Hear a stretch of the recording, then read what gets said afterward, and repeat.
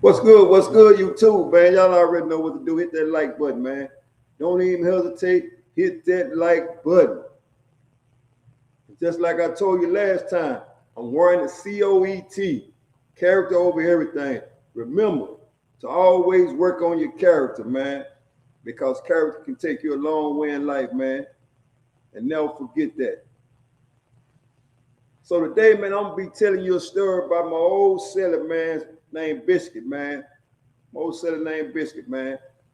So, but I got to paint the picture for you first now. I got to paint the picture for you first so you'll know exactly where I'm going with this, man, because what I'm about to tell you, man, it used to happen on a regular, right? But I never saw it for myself until I got in the cell with old Biscuit, man. Now, y'all already know when I went to prison, man, you was working out there in that plantation two halves, rain, sleet, or snow. That's what they used to say. Rain, sleet, or snow, that line gonna go, right? And for those that didn't turn out for work, you got that refusal to work case, right? And nobody in prison, really, I'm just gonna be honest with you, man. Anybody had action that going home didn't want no refusal to work case. You know what I'm saying? You did not want a refusal to work case due to the fact because that's gonna land you a 30-30. In other words, 30-30, man, you're gonna get 30 cell, 30 commissary, major case. And if you already are lacking in line case, line class, you might even go to medium custody or closed custody, right? And when you get the medium custody and closed custody, guess what? Sometimes, man, you might well go on discharge, man, because when you get out there, ain't nobody down there trying to hear it, man, because you have to get it like you live. What I mean, get it like you live, you're going to run into problems that you didn't run into when you was on a minimum custody block, right? It ain't because you going down there and you showing weakness. It's just the fact that, man, when you're amongst sharks, it's going to be some head bumping, right? It might be over game, it might be over gambling, or it just might be because. Because, like I say, man, during them time, man, you pretty much get tried just to be getting tried, man. In other words, we call it just recreating and working out, man. Sometimes a man used to go outside on the rec yard, right? Check this out, and I'm gonna get back to the story, but I got to paint this picture for you, man, to let you know the situation when you leave from minimum custody to medium custody for not turning out in the fields, right? So anyway, like I said, you used to have boxing matches, man. I'm talking about chest boxing matches, right? All day, every day on the rec yard. You go outside for an hour, guess what? You pretty much gonna see somebody in the corner chest boxing for a whole hour, man. I'm talking about everything, man, from touching you from your feet all the way to your chest, man. Just never did go up top because, like I said, it was only recreation. It wasn't no fighting. But although, man, sometimes, you might slide a punch in them, man, and whoever you box, they might don't like it, man. And it might turn into one-on-one combat, man. But like I said, man, penitentiary rule was in effect, man, when it comes to certain shit like that, man. If it just so happen to turn into a one-on-one, you can rest the show. It ain't gonna be no wrestling, right? Anyway, so like I said, man, y'all had old Cellie named Biscuit, man, and Biscuit was my Cellie for quite some time, man, and he was in them fields with me. He was in them fields with me, but he hated them motherfucking fields, man. I mean, it's like every morning we got up, he'll have a whole bunch of energy, that night and the day before, especially on Friday, right? When the man raised the hat on Friday, when he say, house call, that means you're taking it to the house, right? Taking it to the house, man, you're going to pass the tool wagon. You're going to have somebody standing on the wagon. You're going to hand them your agon. Walk up a little bit, man. You're going to do some overseer going to come by, man. I call him overseer, man. He really wasn't nothing but a field boss, man. And our field laws wasn't bad, man. So don't think that I'm just saying that to, make it sound like our field laws is bad, man, because our field laws wasn't bad, man. It was some good field laws, man, that let you get your paper, wouldn't write you up. In other words, they understood that shit. It's hot as hell out here because they used to be on the horse hot.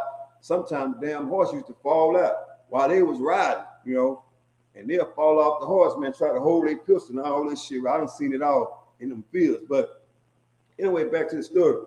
So Biscuit was my Cellie, man, and he was getting fed up with the motherfucking fields. He was getting fed up with them fields. But here's the deal. I didn't know the backdrop on Biscuit, right? Because when I got there, he was already turning out to the fields, right? But later on in the game, I found out that he had damn near cut his whole motherfucking knee off, right? He damn near cut his whole knee off, trying to avoid the fields, man. And anybody know that was turning out in them fields, two halves, man, the motherfuckers will make you do something you really never thought you would do, man. Especially when you go out there, if it's 105, when you get out there with the index, it's probably 115. And when you look down that turn road, and them motherfuckers with them Gina waves like this here, it'll make the toughest motherfucker lay it down. I mean, the toughest. I'm talking about lead road, tail road. It will make you lay it down. Trust me, I know. So, because it made me lay it down. But that's another story, right? That's another story. Anyway, man. So I didn't know the backdrop on old Biscuit, man. I didn't know he had laid it down before, right? And he done laid it down, prior to him slicing his knee open, right? So anyway, man, come to find out, man, he sliced his knee up on one occasion. And this ain't something that somebody else told me. This is what he told me, right? So we get on the conversation about going to the fields, right? And he went to give me his spiel like, damn, I'm tired of turning out to the motherfucking field. I'm going to have to go on and do what I did last time, right? So now I'm like, shit, what you do last time, man? Not go to the field. And he told me just like this here. He said, man, Wood, man, for a while, man, I ain't go to the field for about 6 or 7 months, right? So I'm steady asking, what you do to be laid up for 6 or 7 months? Because shit, if it's some game, I want it. Because guess what? I ain't trying to turn out to these fields no two halves, right?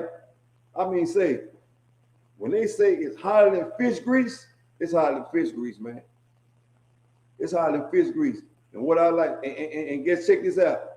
You can take a steak and lay it on the ground and bring your motherfucking season and all that shit out there and flip it over and flip it back. You can cook it right there in the sun, man. That's how hot it was, right?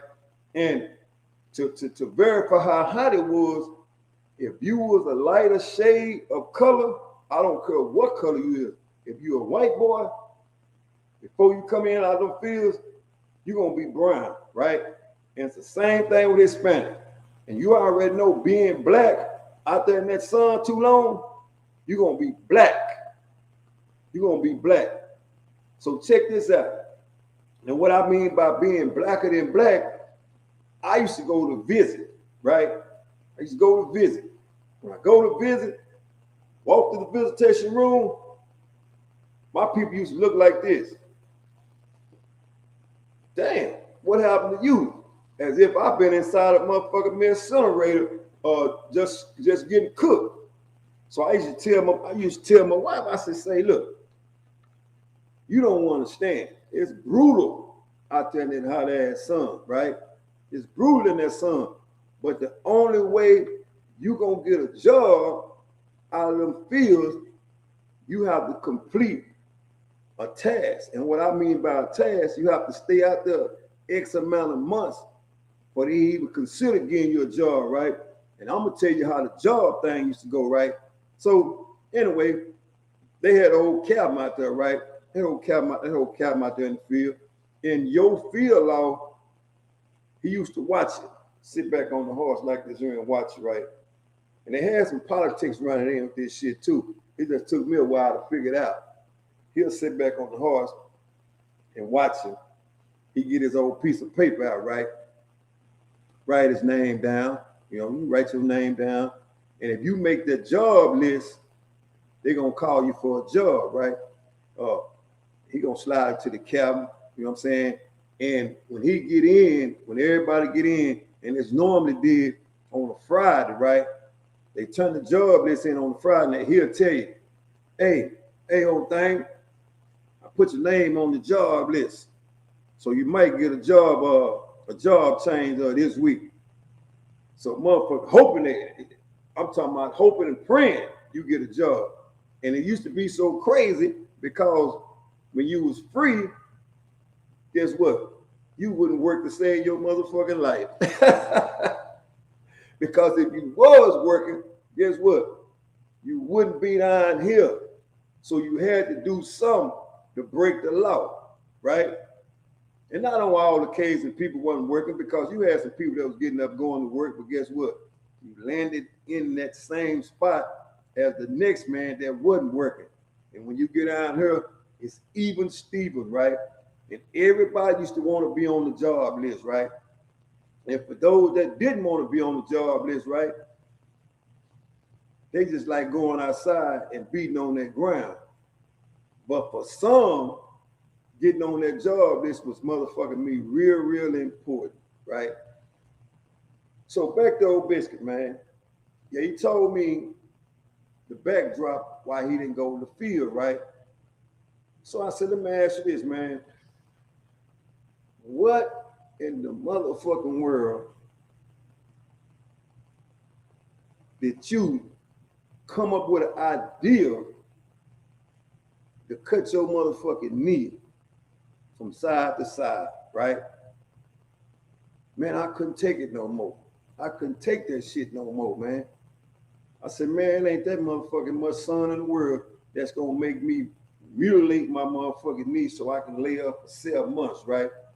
He said, man, I ain't know what to do. I ain't know what to do with it. I'm gonna be honest with you, man. The motherfuckers wouldn't give me no job. They would never let nobody lay in. And the squad we was in, out of all people, man, the squad we was in, they called that motherfucker the Bull Squad. So I'm like, oh, the Bull Squad? What do you mean by the Bull Squad? The Bull Squad was this right here, man. Y'all would get up on the cut y'all shit, and when somebody else be stuck out, y'all go over there and help them cut their shit. So I'm like, damn, what part did you play in the Bull Squad, right? He said, man, them hoes would always put me in the swing. In other words, he gonna always be in the middle. So the people in the middle, they gonna get smashed in. They have to be in tight, right? They have to be in tight, because if you're not in tight, your shit gonna show. And when your shit show, you're gonna get one thing: not cutting the reasonable amount of grass, right? If you got to go over there cut 2 times, right? So nobody ever used to want to be in that middle right there in that swing. That's a no-no. But new boots would always get caught in that swing and get their ass blazed up with a case, right? So anyway, man, so Biscuit told me cut his knee.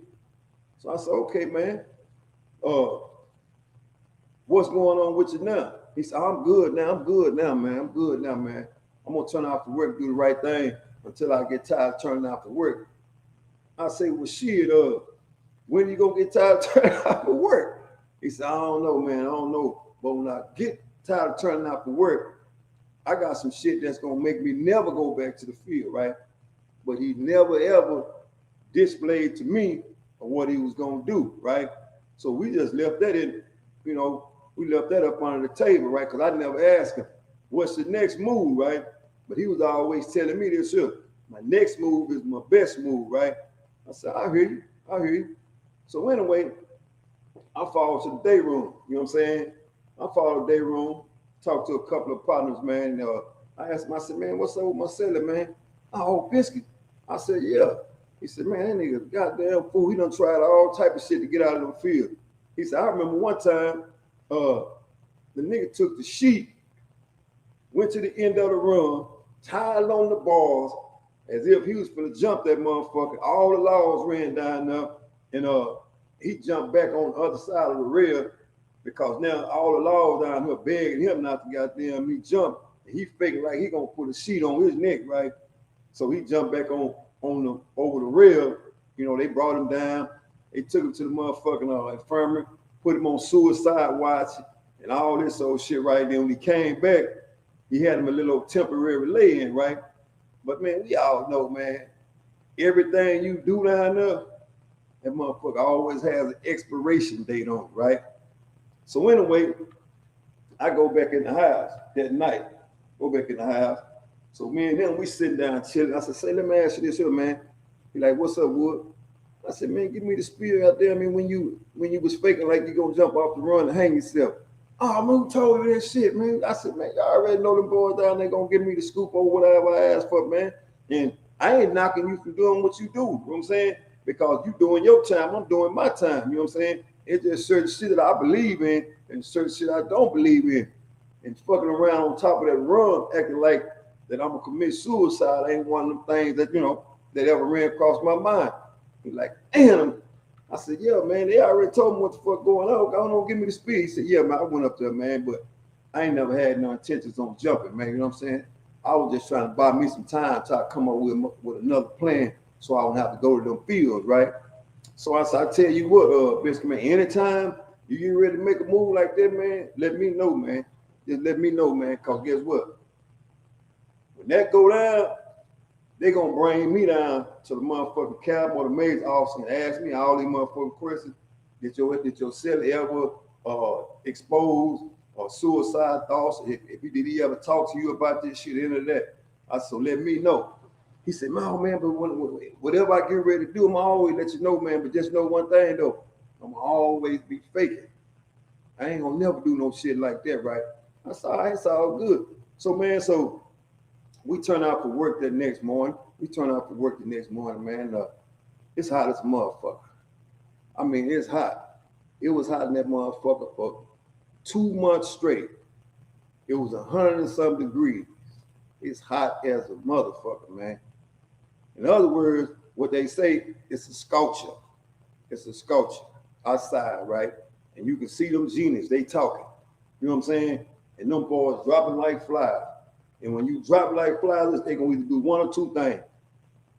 They gonna call the paddy wagon out there, which is the white truck, and guess what they gonna do? Let the tailgate down, and they just gonna throw you in that motherfucker, run you on into the building, send you to the infirmary, IV you up, right?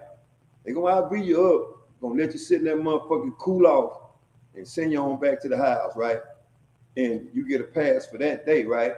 But it's a different story if you out there in that motherfucker squabbling, right? Now, if you get in a squabble in the field, they had a such thing called a steel severe. Never forget. Motherfucker was all black. All black. You get in the squabble out there, they gonna let you get your paper. Get through doing what you're doing, guess what else they gonna do? As soon as y'all get through doing what you're doing, they tell you to get back in line. And if y'all get back in line and act like y'all finna get ready to get it on again, they gonna say, get off of it. Get off of it, right? And you already know when you out there in them fields and it's hot as a motherfucker, and especially if motherfucker get the best of you, you ain't trying to get off of it. It is what it is, right? So anyway, they gonna say get off of it. Everybody ain't gonna get off of it. So they gonna do, the person that don't want to get off of it, they gonna put you inside that steel severe. When they put you in that steel severe, they had one little branch on it, right?